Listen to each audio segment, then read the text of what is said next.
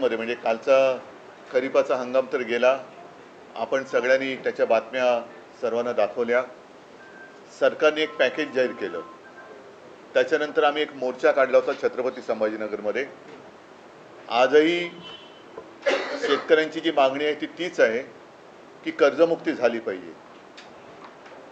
आता माझ्या माहितीप्रमाणे अतिवृष्टीनंतर आज का उद्या केंद्राचं पाहणी पथक येणार आहे आणि या पाहणी पथकाचा दौरा जो काही माझ्या निदर्शनास आलेला तो केवळ 2-3 दिवसाचा आहे. 2-3 दिवसामध्ये एवढ्या मोठ्या मराठवाड्याचा दौरा आणि संपूर्ण महाराष्ट्राचा हे केंद्रीय पथक करणार कसा, कुठे नेमकं जाणार आणि त्याच्यानंतर त्यांना नुकसानीचा अंदाज आल्यानंतर ते प्रस्ताव कधी पाठवणार. मुळामध्ये पंतप्रधान जे बोलले होते आपल्या मुख्यमंत्र्यांना की तुम्ही प्रस्ताव पाठवा, मला नाही वाटत अजून राज्य सरकारकडनं कोणताही प्रस्ताव केंद्राकडे गेलेला आहे.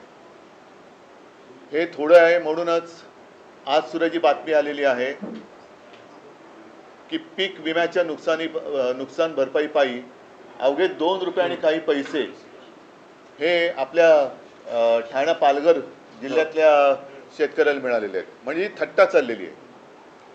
कर्जमुक्तीसाठी शेतकरी जेव्हा रस्त्यावरती आता उतरला होता त्याला पुढच्या जूनचा वायदा मुख्यमंत्र्यांनी केलेला आहे आणि त्यावेळेला मी काही प्रश्न उपस्थित केले होते की पुढच्या वर्षी जूनमध्ये जर कर्ज माफ होणार असेल तर तोपर्यंत आत्तापर्यंत डोक्यावरती असलेल्या कर्जाचा जो डोंगर आहे त्याचे हप्ते शेतकऱ्यांनी भरायचे की नाही भरायचे. आत्ता जो रब्बीचा हंगाम येतोय त्याच्यासाठी नवीन कर्ज कसं मिळणार, कारण जमीनच गेलेली आहे वाहून. मग ते कर्ज मिळाल्यानंतर त्याचे सुद्धा हप्ते भरायचे की नाही भरायचे. आणि सगळ्यात महत्त्वाचा प्रश्न म्हणजे जे एक अतर्क्य असं विधान मुख्यमंत्र्यांनी केलेलं आहे की बँकांचा फायदा होईल कर्जमाफी केली तर, म्हणून आम्ही कर्जमाफी करत नाही आहोत. मग आत्ता जर का कर्जमाफी केली तर बँकांचा फायदा होणार आणि जूनमध्ये केली तर तो फायदा होणार नाही.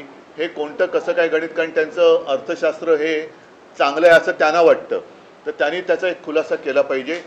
माझं तर स्पष्ट मत आहे, मी मुख्यमंत्री झाल्यानंतर माझं पहिलं अधिवेशन हिवाळी अधिवेशन आणि एकच अधिवेशन मी मुख्यमंत्री म्हणून झालं होतं नागपूरला. कोणताही अभ्यास न करता, कोणी मागणी न करता मी माझ्या राज्यातल्या शेतकऱ्याला 2 लाखापर्यंतचं पीक कर्ज हे माफ केलं होतं, मुक्त केलं होतं. आता ती सिस्टीम लागलेली आहे, ती माहिती गोळा झालेली आहे, डेटा सगळा तसाच आहे. मग जी योजना आम्ही यशस्वीपणाने अंमलात आणून दाखवली होती ती संपूर्ण सिस्टीम तशी आहे, डेटा तसाच आहे. तर त्याच महात्मा फुले कर्जमुक्ती योजनेचा दुसरा टप्पा सरकारने आत्ता जाहीर का करू नये.